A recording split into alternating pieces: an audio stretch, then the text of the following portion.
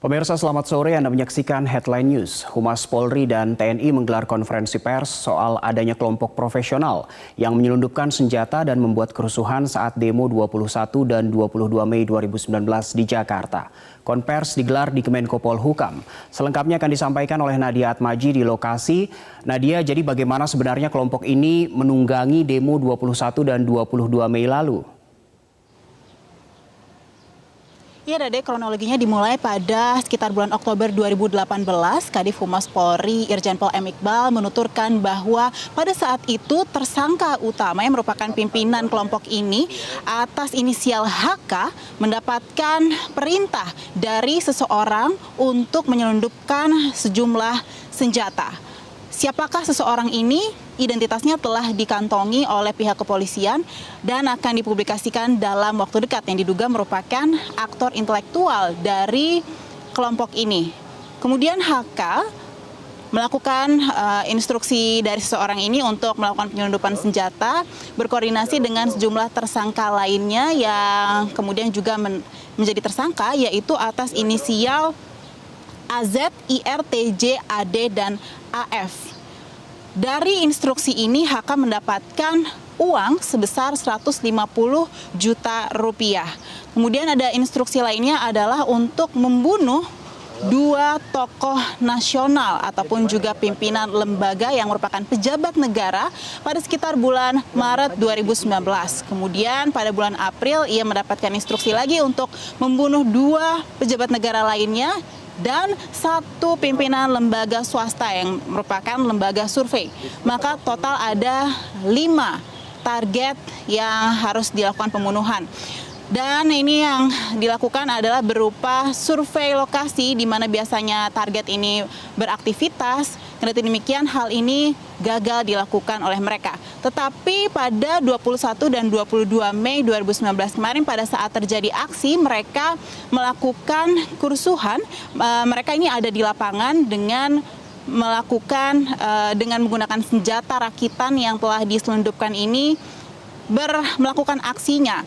Total ada yang menjadi alat bukti juga, yaitu senjata ilegal berupa senjata rakitan, laras pendek, dan juga laras panjang. Sehingga menimbulkan kerusuhan yang terjadi pada tanggal 21 dan 22 Mei yang lalu.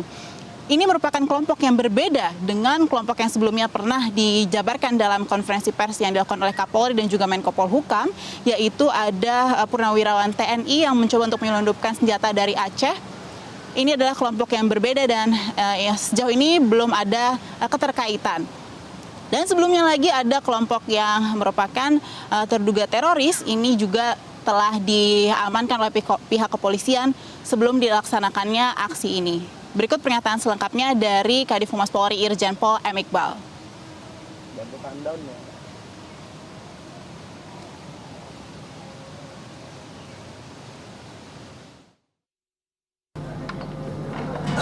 Kami kembali menemukan bukti-bukti fakta hukum ya, bahwa ada pihak-pihak ketiga penunggang yang ingin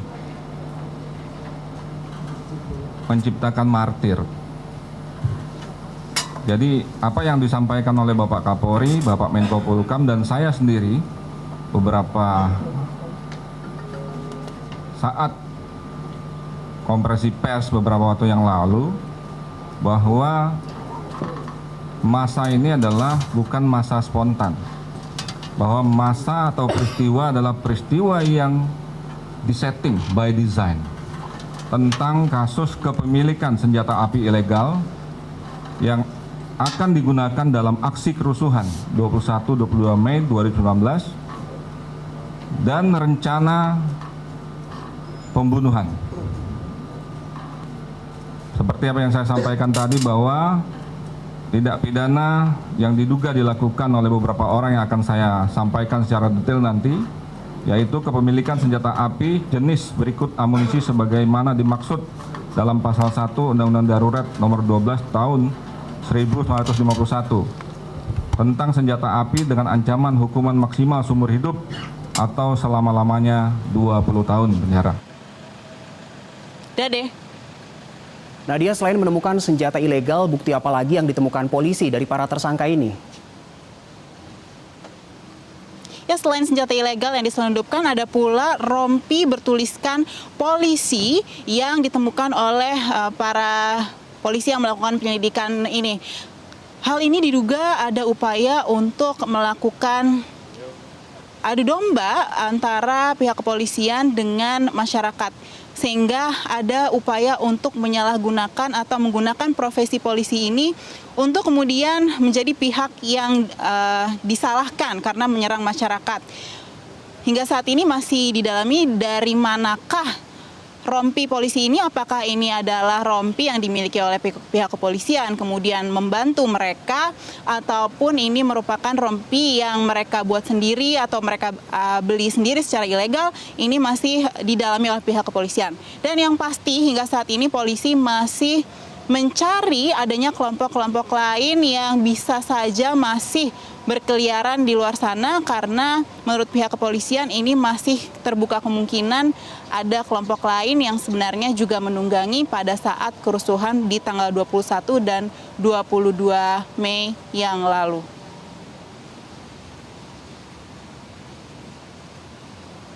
Kembali ke Anda, Dade.